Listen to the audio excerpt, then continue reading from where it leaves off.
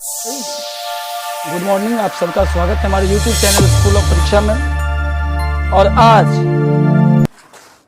हम लोग बात करेंगे आयन की। आयन जो काफ़ी इम्पोर्टेंट रोल प्ले करते हैं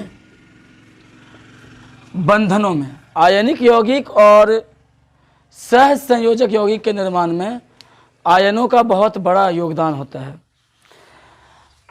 आयन, अगर हम इसको परिभाषित करें तो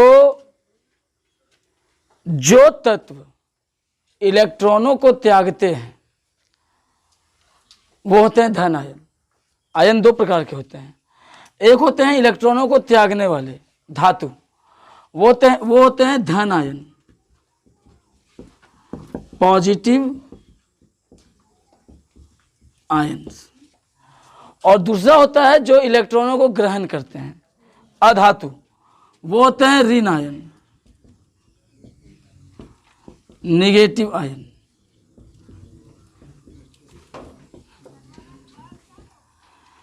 अब आयन कहलाती क्या है? आयन अगर हम इसको परिभाषित करें तो इसको लिखेंगे इलेक्ट्रॉनों को ग्रहण करने की तथा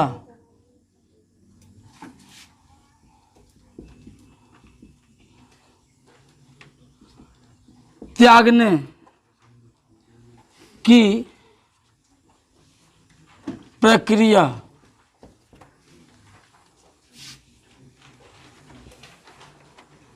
जो उसकी संख्या और आवेश को सूचित करे, आयन कहलाती है।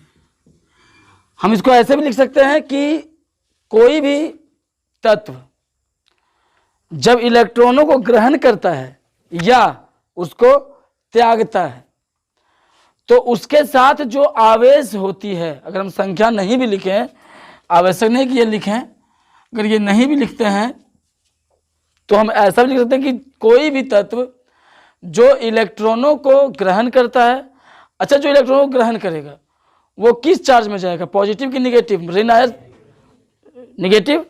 और जो लेगा और जो त्याग करेगा वो किस में जाएगा? पॉजिटिव। तो एक आवेश उसके ऊपर चला आता है। जैसे हम अगर सोडियम की बात करें तो सोडियम कितने इलेक्ट्रॉनों को त्यागता है? एक। तो इसके ऊपर एक प्लस आ जाता है, एक इलेक्ट्रॉन का त्यागना, एक इलेक्ट्रॉन। अच्छा अगर हम बात करें मैग्नीशियम की तो मैग्नीशियम कितने आयनों को त्यागता है? दो। तो इसमें क्या आ जाता है? +2 आयन। तो यही इसका आयन होता है। ये धन आयन है कि ऋण आयन है?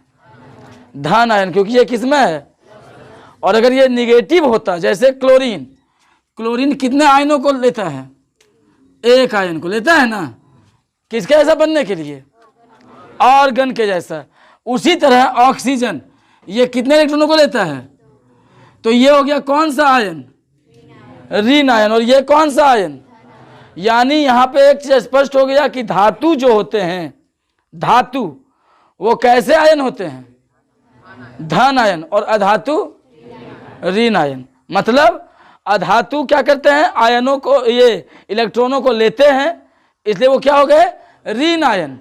और धातु क्या करते हैं? इलेक्ट्रॉनों को त्यागते हैं, इसलिए वो कैसे आयन हो गए? धन आयन। तो यहाँ पे अगर हम धन आयन को परिभाषित करें तो लिखेंगे जिस आवेश या जो आवेश प्लस में हो वो होता है धन आवेश, और आयन जो होता है वो आवेश का सिंबॉलिक होता है। यानी जो आयन, जो आवेश प्लस में हो या जो आयन प्लस में हो, हम ऐसे भी लिख सकते हैं। ये हो गया धन आवेश या धन आयन। और ऋण आयन हो गया कि जो आयन माइनस में हो। जो आयन प्लस में हो वो क्या हो जाता है, धन आयन, और जो माइनस में हो वो क्या हो जाता है, ऋण आयन। इसका एग्जाम्पल अगर लिखने के लिए होगा तो हम क्या लिखेंगे, इसका एग्जाम्पल Na, फिर Mg, फिर Ca, नहीं लिख सकते हैं। और अगर इसका लिखने के लिए होगा तो हम क्या लिखेंगे, Cl, ऑक्सीजन और सल्फर, नहीं लिख सकते हैं। मतलब यह है कि जिसमें प्लस रहेगा वो हो जाएगा धन आयन, और जिसमें माइनस रहेगा वो हो जाएगा ऋण आयन। यहां पर सवाल ये उठता है, आज आयन पढ़ना इसलिए आवश्यक है क्योंकि आयनों के बल पे ही या आयनों की प्रक्रिया से ही हम लोग तत्वों को या दो से अधिक परमाणुओं को एक बंधन में बांधते हैं। आज हम लोग जानेंगे दो मुख्य आयनों के बारे में, एक होगा धातु से रिलेटेड और एक होगा अधातु से, यानी एक प्लस के बारे में जानेंगे और एक माइनस के बारे में। अगर प्लस के बारे में जानेंगे तो कोई भी एक धातु ले लेंगे, सोडियम को ले लेंगे, और माइनस के बारे में जानेंगे तो क्लोरीन को ले लेंगे। और आज इन्हीं दोनों पर चर्चा करेंगे। पहले यहां तक नोट कर लीजिए आप लोग, फिर से एक बार रिपीट करते हैं। आज हम लोग जानेंगे आयन को, और आयन में भी किसको किसको, धन आयन और ऋण आयन को। आयन क्या होता है, जब इलेक्ट्रॉनों को ग्रहण किया जाता है किसी तत्व के द्वारा या इलेक्ट्रॉनों को त्याग किया जाता है तो उसका आवेश जो होता है, जो उसका चार्ज होता है, वो पॉजिटिव और निगेटिव शो करता है। पॉजिटिव कब करेगा शो, प्लस आयन कब होगा, जब वो त्याग करेगा। तो इसमें यह आवश्यक नहीं है लिखना यह भी आवश्यक है कि जो आयन प्लस में होगा वो क्या हो जाएगा, धन आयन, और जो आयन किस में होगा वो क्या हो जाएगा, प्लस में आयन कब होगा, जब वो इलेक्ट्रॉनों को क्या करेगा, त्याग करेगा। और निगेटिव कब होगा, माइनस में कब होगा, जब वो इलेक्ट्रॉनों को, हम लोग पिछले कक्षा में पढ़ चुके हैं क्या, कि धातु जो होते हैं वो धन आयन होते हैं ना। क्यों होते हैं, क्योंकि वो इलेक्ट्रॉनों को त्यागते हैं। और अधातु क्या होते हैं, ऋण आयन, क्यों, क्योंकि वो इलेक्ट्रॉनों को ग्रहण करते हैं, यही ना। अब है यहां से कि धन आयन और ऋण आयन में अंतर क्या होता है। सोडियम आयन कब बनता है, और सोडियम आयन बनने के बाद उसके अंदर क्या परिवर्तन आता है। क्लोरीन, जब क्लोरीन आयन बनता है यानी क्लोराइड हो जाता है वो, तब उसके अंदर क्या परिवर्तन आता है, आज ये सब जानेंगे। ठीक है, इसको नोट कीजिए।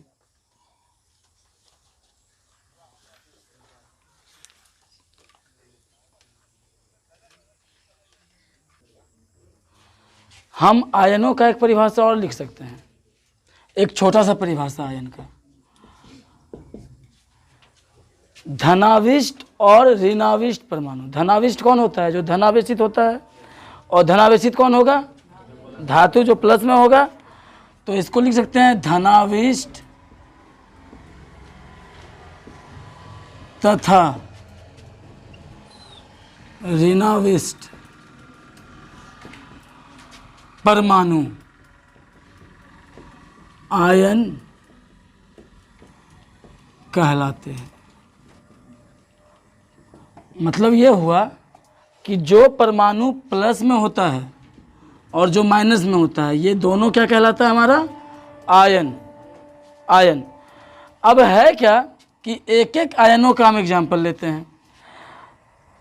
धन आयन की क्या विशेषताएं होती हैं और ऋण आयन की क्या विशेषताएं होती हैं। आज पहले ये जानते हैं कि अगर दो भाग में बटा हुआ है आयन, किस किस भाग में, धन आयन और ऋण आयन, तो धन आयन की क्या विशेषताएं होती हैं और ऋण आयन की क्या विशेषताएं होती हैं। तो यहां पर सवाल ये उठता है कि धन आयन होता कौन है, जो पॉजिटिव चार्ज है, और ऋण आयन कौन होता है, अब लिखते हैं इसकी विशेषताएं। धन आयन की क्या विशेषताएं? धन आयन की विशेषताएं क्या होती हैं? सबसे पहला,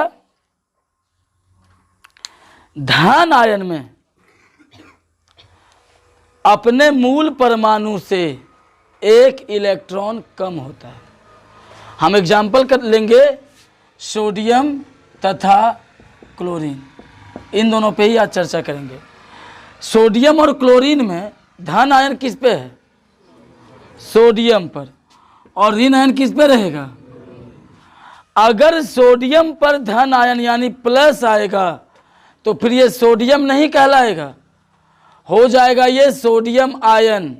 याद रखना है कि अगर सोडियम पर हम प्लस देखते हैं तो इसको क्या बोलते हैं? Sodium ion. और क्लोरीन पर जैसे ही माइनस आता है ये क्या हो जाता है? क्लोराइड। क्लोराइड कब होता है क्लोराइड? ये जब माइनस आता है। तो सबसे पहले धन आयन की विशेषताएं में पहला है कि धन आयन में अपने मूल परमाणु से क्या रहता है? इलेक्ट्रॉनों की संख्या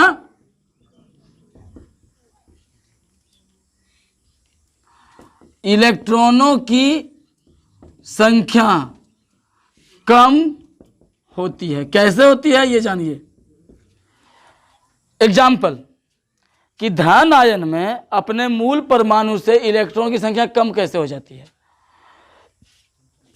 सोडियम, जब सोडियम ये परमाणु है, अभी तक इस पर प्लस नहीं है, तो अगर प्लस नहीं है तो ये अभी तक सोडियम परमाणु है, ठीक है। सोडियम, इसका इलेक्ट्रॉनिक विन्यास क्या होगा?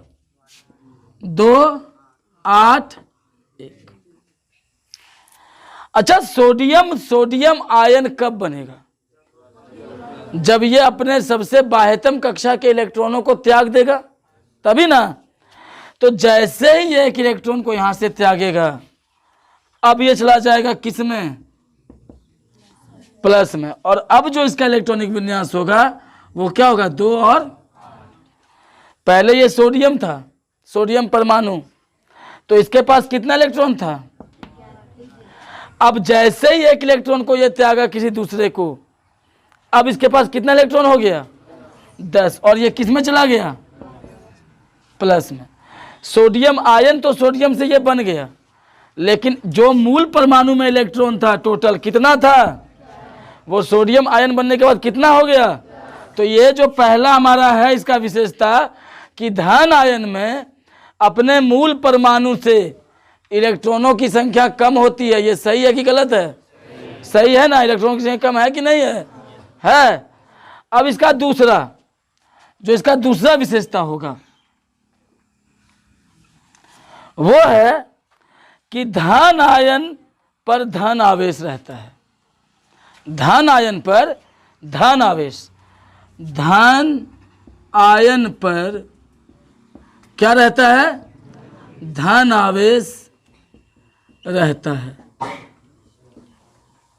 एग्जाम्पल अगर हम देखें, सोडियम को अगर देखें तो सोडियम पर क्या है?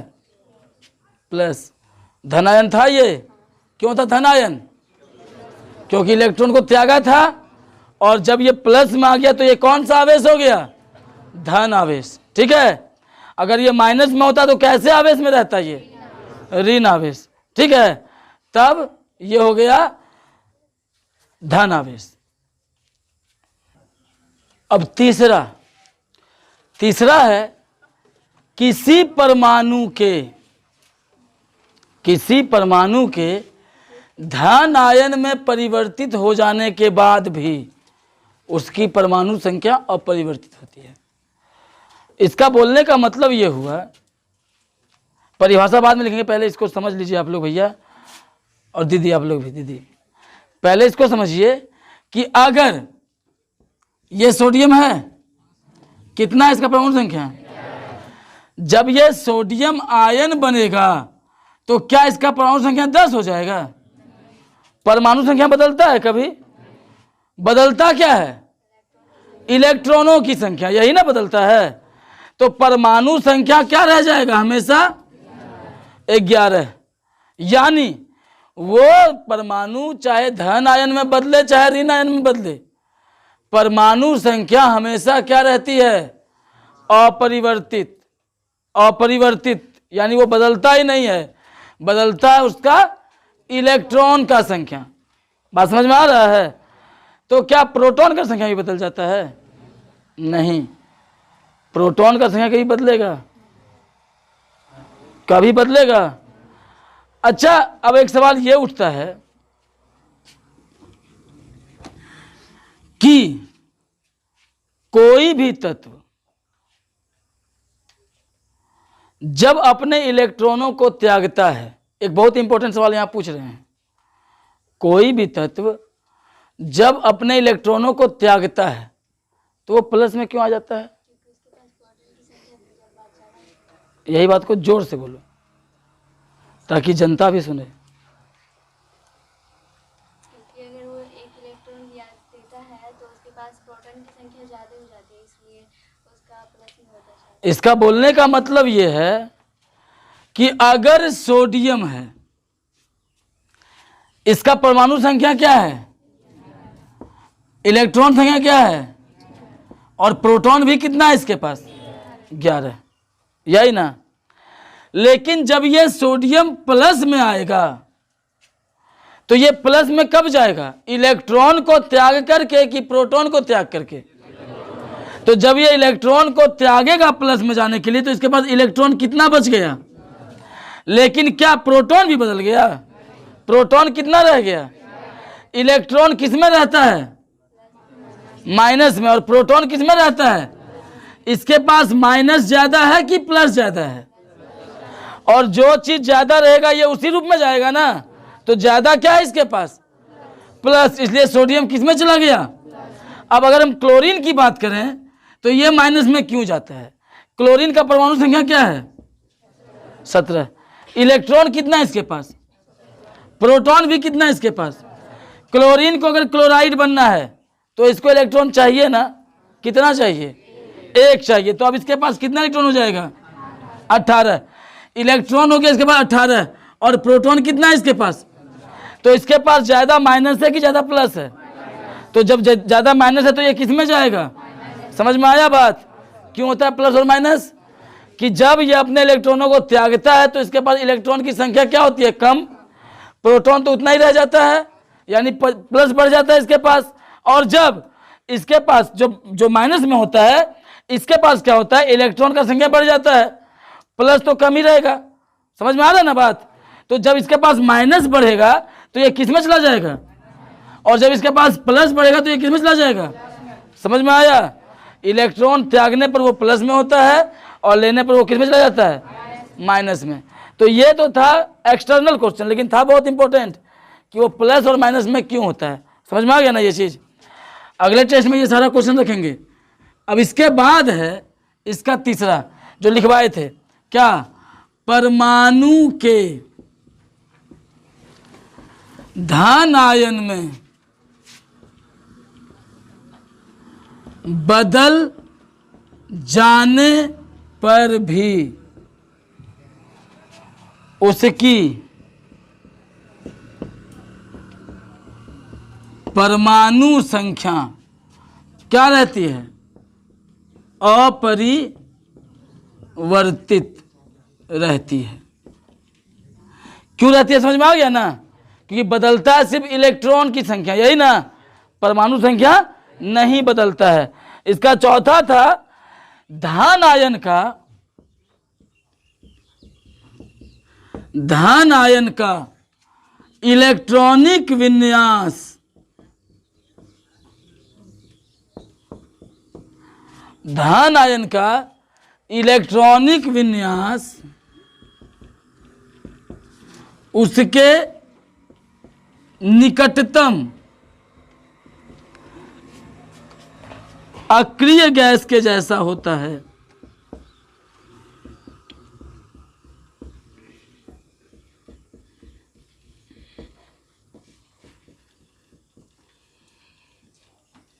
धन आयन का इलेक्ट्रॉनिक विन्यास उसके निकटतम अक्रिय गैस जैसा होता है। कैसे? अगर हम बात करें सोडियम को ही फिर से ले लेते हैं, पहले ही बता चुके कि आज सोडियम और क्लोरीन पे इसको बता रहे हैं।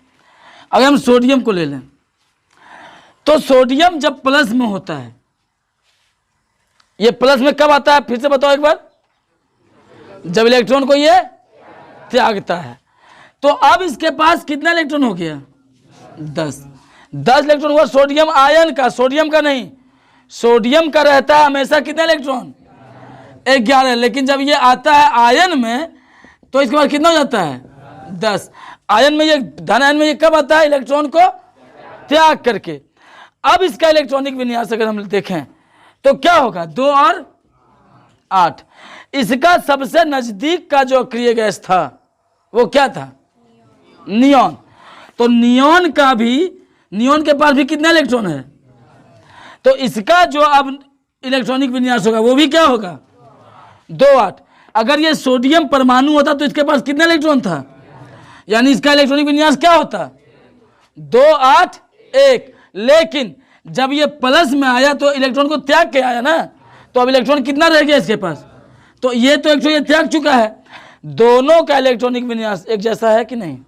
यहाँ जो लिखवाए हैं कि धन आयन का इलेक्ट्रॉनिक विन्यास उसके निकटतम अक्रिय गैस के जैसा होता है। तो इसका निकटतम अक्रिय गैस कौन था? नियॉन था। इसके जैसा इसका इलेक्ट्रॉनिक विन्यास हुआ कि नहीं हुआ? हो गया ना। यानी ये भी हमारा जो इसका विशेषता है वो भी क्या है? सत्य है। ठीक है, हो गया सबका। इसका 5वां था धन आयन का आकार।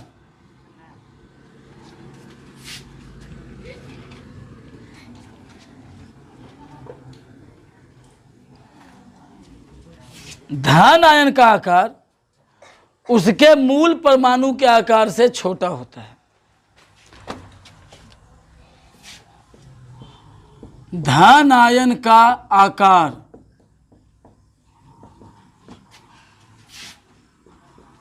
उसके मूल परमाणु के आकार से क्या होता है? छोटा होता है। क्यों होता है? क्योंकि धन आयन अपने सबसे बाहरी कक्षा के इलेक्ट्रॉन को क्या करता है? त्याग देता है। तो उसका कक्षा छोटा नहीं हो जाएगा। एक एग्जाम्पल अगर हम देखें, सोडियम को ही अगर देखें तो इसको अगर हम इस ढंग से बांटें कक्षाओं के रूप में, इस ढंग से,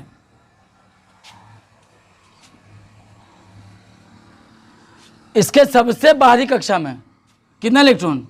2 रहेगा ना। इसका दूसरा कक्षा में कितना रहेगा?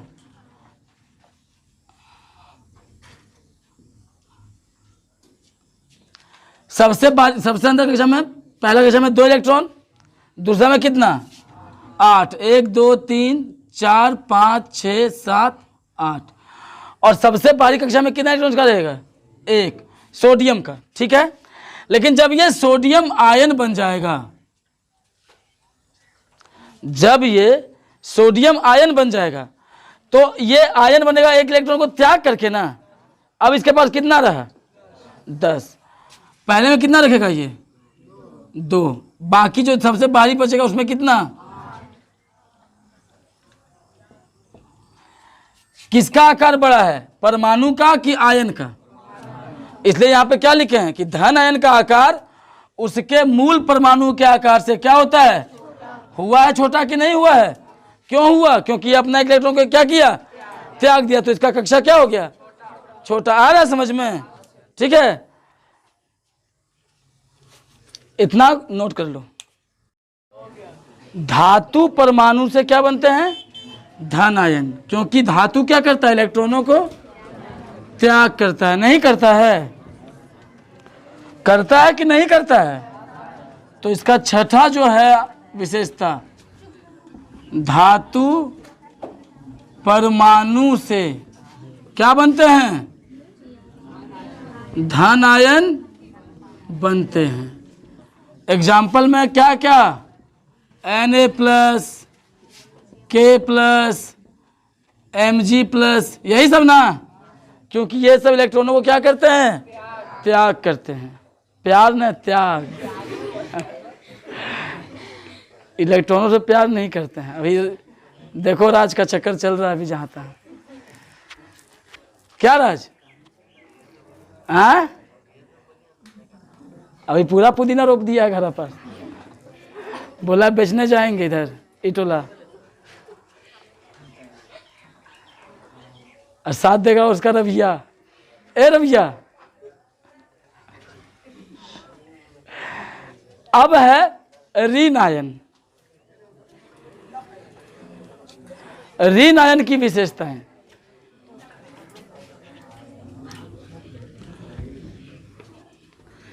इस बार यहाँ पर जो है ना, कितना तारीख को रक्षाबंधन है? 22 तारीख को रक्षाबंधन है। रक्षाबंधन कब है? यहाँ पर रक्षाबंधन का पर्व मनाया जाएगा धूमधाम से। सब लड़का को लेके आना है कैसे कैस्ट का, आई लोग को देना है, और तुम लोग को 4-4 रसगुल्ला एक एक लड़का के हिसाब से, और राखी। तो खाली पूंजी जो लगेगा तुम लोग का वो सब लौटा देगा, बाकी कुछ नहीं। बाकी अपने बेचारे सब बेरोजगार है अभी, बल्कि और कहीं से मांगूंगे तुम लोग लाएगी राखी देखी दे ना, यही लोग को पैसा कौड़ी। ठीक है, 4 रसगुल्ला 5 चौके 20 रुपया ना।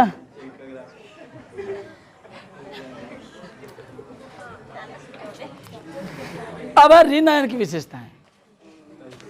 इसका पहला है जस्ट ऑपोजिट होगा, ये जस्ट उल्टा ऑपोजिट, मतलब जो विशेषता धन आयन का था उससे उल्टा होगा। किसका विशेषता? ऋण आयन का। यहाँ पे हेडिंग देते हैं। ये हो गया सबका?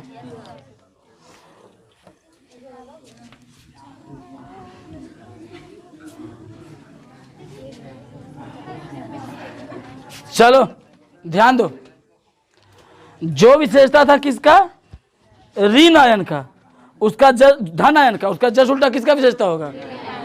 पहला था अगर धन आयन का विशेषता कि किसी धन आयन में अपने मूल परमाणु से कम इलेक्ट्रॉन होते हैं, तो ऋण आयन में क्या हो जाएगा उसकी विशेषता? किसी ऋण आयन में अपने मूल परमाणु से अधिक इलेक्ट्रॉन होते हैं, अधिक। धन आयन का जस्ट उल्टा। तो यहाँ पे लिखेंगे ऋण आयन की क्या विशेषताएं। और इसका पहला, किसी ऋण आयन में अपने मूल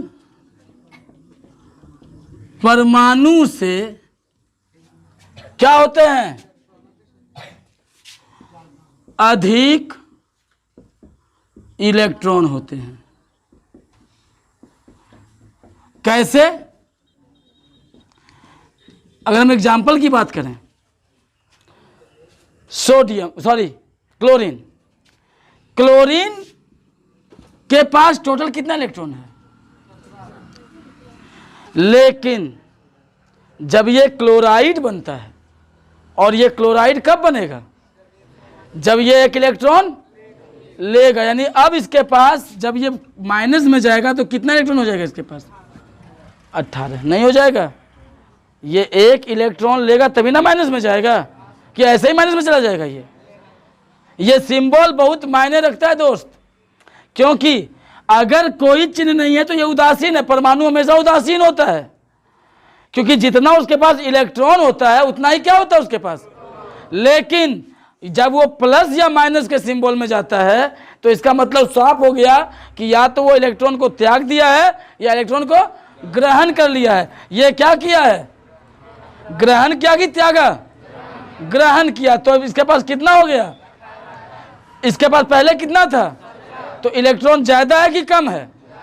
ज्यादा है। यानी किसी ऋण आयन में अपने मूल परमाणु से क्या होते हैं? अधिक। क्या अधिक? इलेक्ट्रॉन।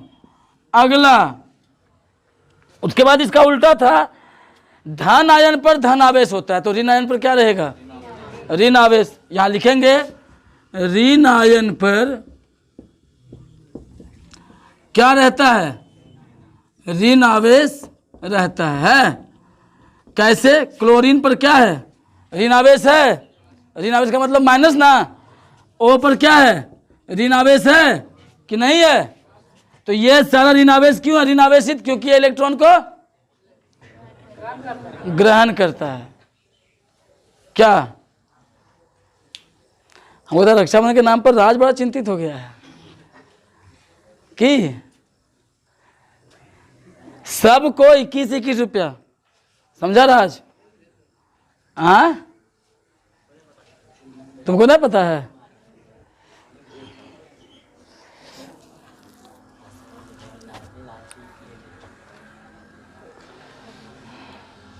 हो गया सबका? इसके बाद तीसरा था परमाणु के ऋण आयन में परिवर्तित हो जाने पर भी उसका परमाणु संख्या क्या रहता है? अपरिवर्तित। नहीं होगा? नहीं होगा? होगा। कैसे होगा? अगर इसका परमाणु संख्या 17 है, किसका? तो जब ये क्लोराइड बनेगा तो क्या इसका परमाणु संख्या 18 हो जाएगा कि 17 ही रहेगा? बदलता क्या है? इलेक्ट्रॉन। परमाणु संख्या बदलता है कभी? यानी ये उतना ही रहेगा। कितना? 17। यहां लिखेंगे कि परमाणु के ऋण आयन में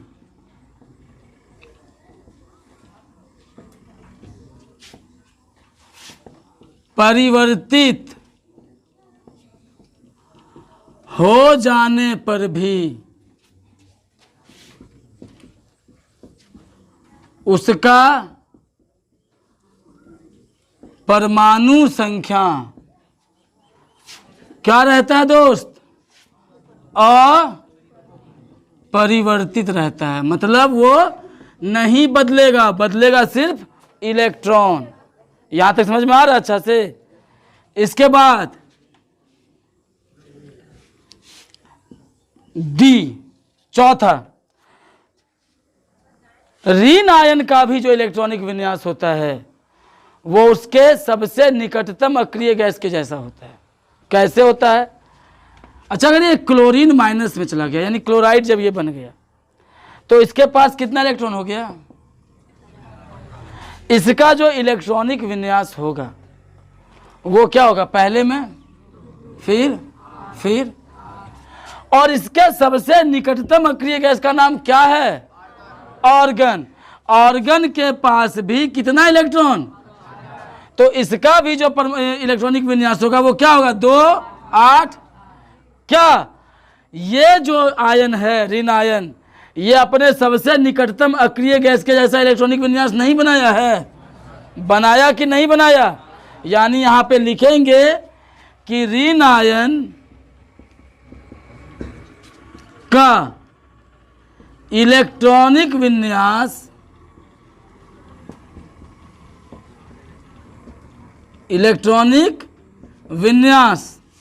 अपने सबसे निकटतम अक्रिय गैस के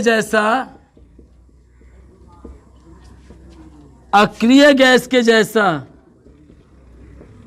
होता है। नहीं होता है?